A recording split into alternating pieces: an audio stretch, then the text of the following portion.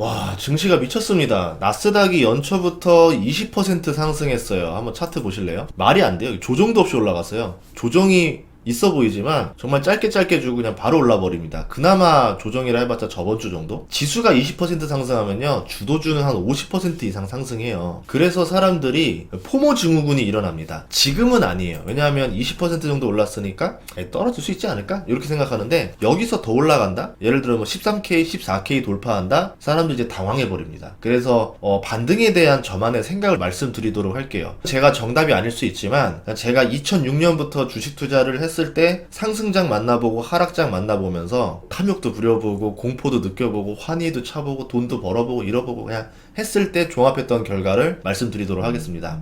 CPI가 높게 나와도 증시가 올라요. 지금 소매 판매가 잘 나왔는데 증시가 올라요. 이게 말이 돼? 이러는 거예요. 아니, CPI가 높게 나오고 소매 판매가 잘 나오면은 이론적으로 물가가 잡히지 않았다, 경기가 위축되지가 않는다, 그러니까 금리를 더 올려야 된다, 금리를 더 올리면 대출이자가 높아진다, 기업은 자금 조달이 어려워진다, 개인은 주택대출 이자가 늘어나니까 소비를 줄여야 된다. 작년 내내 증시를 눌렀던 그 시나리오가 좋아진 게 전혀 없으니까 올해도 계속 가야 되는 거 아니냐, 아니면 최소한 양심적으로 오르는 건 아니지 않느냐, 이렇게 보는 게 지금 데이터 기반으로 생각하시는 분들의 생각이에요. 그게 당연히 맞죠, 데이터 기반으로 보면은. 그런데 지금 이렇지 않은 모습을 보여주고 있습니다. 지표랑 증시가 따로 놀고 있어요. 그래서 사람들이 이번 반등장에서 기회를 놓쳤어요. 이게 인지 부조화 현상 같은 거예요. 웃으면서 울고 있고 울면서 웃고 있는 상황이 되니까 이게 지금 뭐야? 되게 헷갈리는 거죠. 보통 반등장에서 놓치면 작년처럼 증시가 다시 하락해서 내려올 거라고 많이들 생각을 합니다. 그래서 어떻게 하느냐? 20% 올랐잖아요? 그러면 인버스에 돈을 거는 사람들이 많아져요. 다시 하락할 거야 라고 하면서, 아니면 상승을 무시해버리는 사람도 많아져요. 안 사버립니다. 다시 내려오면은 다시 살 거야, 이렇게 해요. 슬슬 내릴 때가 됐는데 막 이러는데, 그래 이거는 광기야 이러면서 다시 내려올 거라 믿지만 벌써 상승세가 2달이 다 돼가고 있습니다. 그러면 조금만 더 지나면 이제 이러죠. 이거 뭐 이상한데? 내가 설마 틀린 건가? 라는 생각할 때가 올 거예요. 지표는 나쁜데 대체 왜 오르는 거야? 이게 말이 돼? 이게 지금 상황이고, 나중에 내가 틀린 건가 하면은 더 잘못된 행동을 하게 됩니다. 그래서 미리 말씀을 드려요. 저는 주식은요, 데이터와 심리 둘 다 봐야 된다 생각을 해요. 데이터는 선행 지표가 될 수가 없습니다. 그래서 주가가 오르고 난 다음 데이터로 확인이 돼요. 데이터는 방향성을 알려주는 거예요. 물가가 상승하고 있습니다, 물가가 떨어지고 있습니다, 이런 방향을 확인해주는 절차에 불과하다고 생각을 합니다. CPI도 1월에 물가가 이랬다라는 걸 2월에 알려준 거죠. 지금 2월의 CPI를 3월달에 알려줄 거고, 근데 증시는 심리예요. 좋아질 거야, 나쁠 거야에 따라서 주가가 연동됩니다. 백미러를 보고 운전할 수 없다라는 말이 이런 말이거든요. 증시가 하락을 다지고요, 반등으로 전환하는 타이밍이 있어요. 여기서 인지 부조화가 많이 납니다. 방향성으로 봤을 때, 데이터로 봤을 때는 계속 나빠지고 있고 좋아지는 게 안 보일 때가 있어요. 그런데 증시가 올라가니까 여기서 갈림길이 났죠.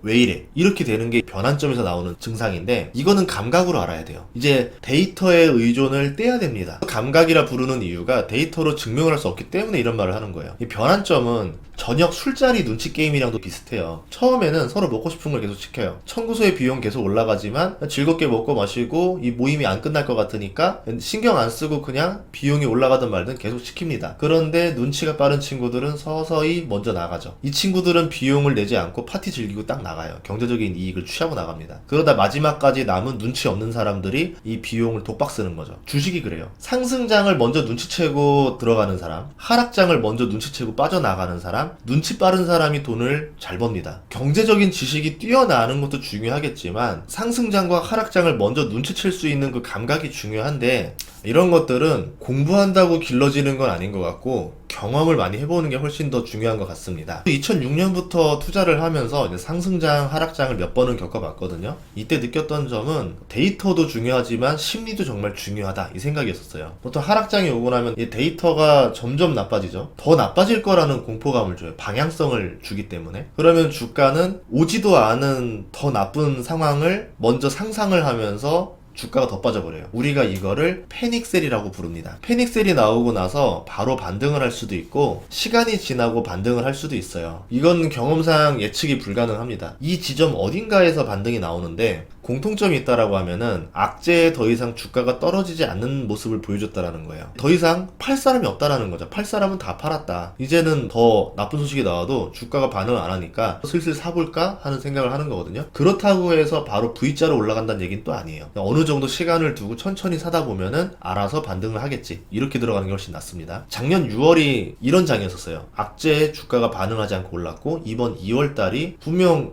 지표는 증시에 나쁘게 나오는데 주가가 오히려 오르는 모습을 보여줬죠. 그리고 나서 시작되는 게 눈치 싸움입니다. 바닥이 다 됐다라는 징후를 보여주면은 이 바닥을 확인하지 않은 상태에서 반등 시도를 해요. 그래서 데이터로 봤을 때는 무모한 행위로 느껴지는 거죠.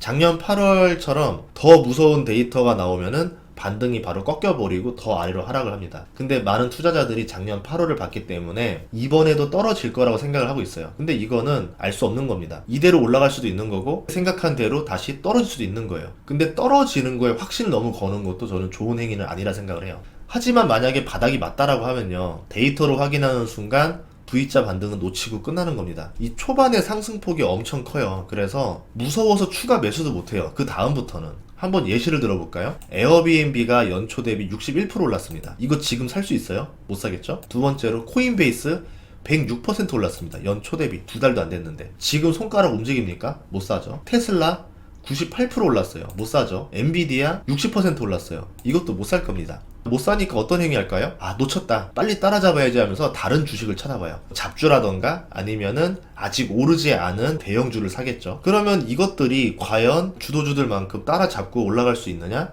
아닌 경우가 훨씬 더 많았습니다. 제 경험에 의하면은 보통 초반에 이렇게 튀어오르던 주식들이 상승장 전반기에 주도주일 가능성이 높았었어요. 그러면 100달러에 산 사람은 300달러가 됐다. 이러면 200% 수익률을 얻으니까 자랑을 엄청 하겠죠. 근데 200달러에 산 사람은 300달러가 된다 하더라도 50%밖에 수익률이 안 됩니다. 뭔가 좀 억울하죠. 아, 그때 빨리 샀어야 되는데 뭐 후회가 되니까 저 200% 수익률을 따라잡아야 되겠다는 생각을 하는 거예요. 50%도 엄청나게 큰 건데. 그래서 다른 주식, 오르지 않은 주식을 사서 그 200% 수익률을 따라잡고 싶어 합니다. 그러면서 종목 선정이 휘둘리게 되는 거죠. 주식 투자를 하다 보면요, 상승과 하락을 맞추기가 정말 어려워요. 특히 급등 타이밍은 예상보다 한 박자 더 빨리 와서 맞추기가 더 어렵습니다. 불가능에 가깝다라 봐야 될 것 같아요. 그러다 보니까 하락장이어도 주식을 들고 있는 게 당장은 손해 같은데 지나고 보면은 그냥 이게 제일 무난한 전략이었구나 라는 생각을 하게 됩니다. 요새는 그냥 돈 많이 벌어주는 턴어라운 주식들보다 그냥 상승장 하락장 상관없이 그냥 변동성 적게 꾸준히 오르는 주식이 더 선호해요. 예전에는 제가 턴어라운드 주식을 100% 정도 구사했다라면은 이제는 스타벅스 같은 우상향 주식 50%랑 턴어라운드 주식 50%를 5대5로 구사하는 전략을 많이 쓰거든요. 이거는 저만의 심리를 위해서 그런 거고, 이게 더 높은 수익률을 준다, 더 높은 확률로 돈을 많이 번다, 이런 뜻은 아닙니다. 이렇게 주저리 이야기한 이유는 반등장이 오니까 인지 부조화가 오시는 분들이 많더라고요. 이게 왜 오르는 거야? 이거 잘못된 거 아니야? 솔직히 결과는 알 수 없습니다. 하지만 내 판단이 혹시 잘 됐는지 안 됐는지를 생각을 한번 열어볼 필요는 있다라 생각해요. 주식 투자에서 제일 중요한 거는 중용이라 생각해요. 나만의 투자 철학이 확고히 있어야 되겠지만 그게 아집일 수도 있고 고집일 수도 있어요. 잘못된 건 아닌지 한번 생각을 해봐야 돼요.